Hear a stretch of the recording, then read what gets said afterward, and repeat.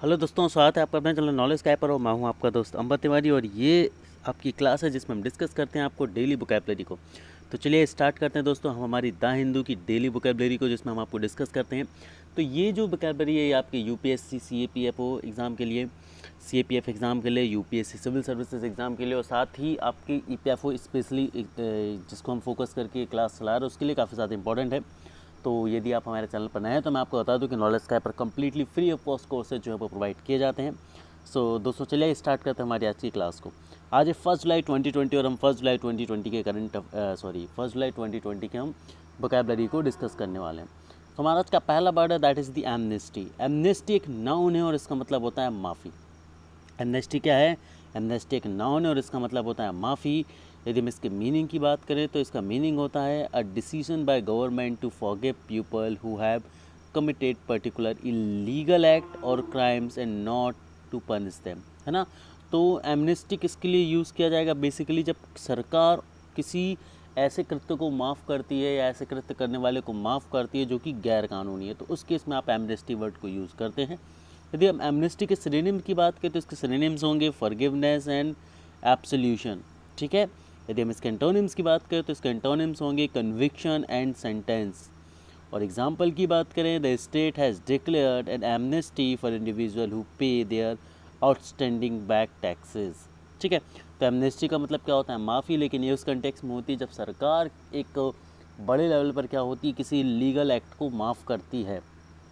आगे बढ़ते अगले क्वेश्चन की तरफ। अगला क्वेश्चन हमारा ये रहा, वैंडलाइज। वैंडलाइज एक वर्ब है और इसका मतलब होता है उपद्रव मचाना। वैंडलाइज एक वर्ब है और इसका मतलब क्या होता है दोस्तों? उपद्रव मचाना। यदि हम इसकी मीनिंग की बात करें तो इसकी मीनिंग होगी to intentionally damage property belonging to other people. मतलब जब आप लोगों की प्रॉपर्टी को इंटेंशनली डैमेज करते हैं तब उसके लिए आप यूज़ करते हैं वेंडल, ठीक है।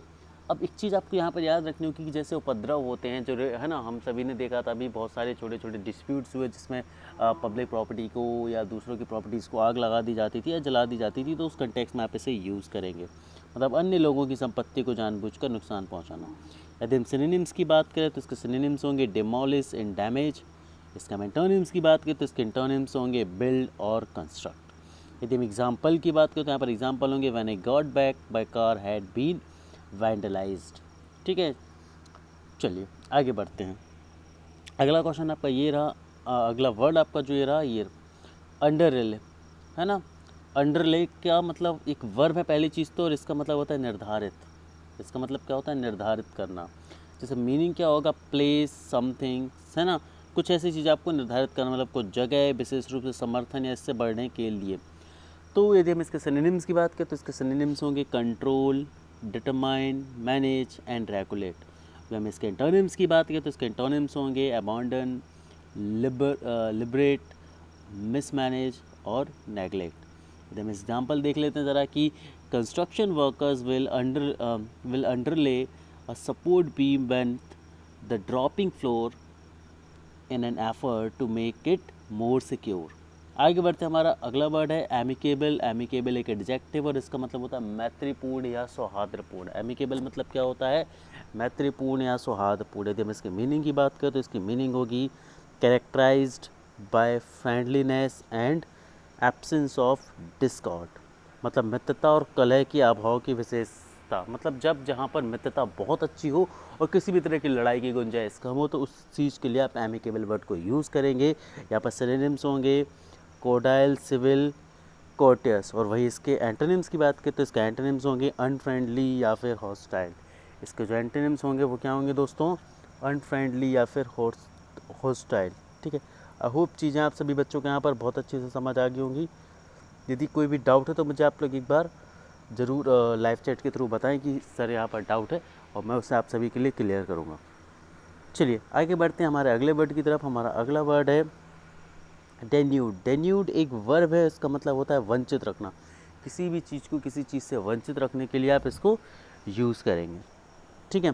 चलिए इसकी मीनिंग की हम बात कर लेते हैं तो इसकी मीनिंग होगी स्ट्रिप, है ना, स्ट्रिप ऑफ इट्स कवरिंग, है ना, और पोजिशनेस ऑफ फिर असेट। इसका हम बात करें तो अर्थ क्या होगा इसका कि किसी आवरण, संपत्ति या संपत्ति की पट्टी, ठीक है, मतलब से आपको वंचित कर लेना, किसी भी संपत्ति के भाग से वंचित कर देना। चलिए सिनोनिम्स की बात करते हैं, इसके सिनोनिम्स होंगे डाइवर्स, डेप्रीव, वेयर और अनकवर, और इसके एंटोनिम्स की बात होगी कवर। ठीक है, यहाँ पर हम एग्जाम्पल की बात करें तो एग्जाम्पल होगा he proceeded to demand the statue fronting the church bishops podium. चलिए दोस्तों, तो यहाँ पर हमारे आज के जो वर्ड्स है वो ख़त्म होते हैं। Thank you for watching. Please keep supporting knowledge का, और साथ ही आप वीडियोज़ को शेयर जरूर करें ताकि ज़्यादा से ज़्यादा लोगों तक ये फ्री एजुकेशन जो है पहुँच सके। Thank you very much.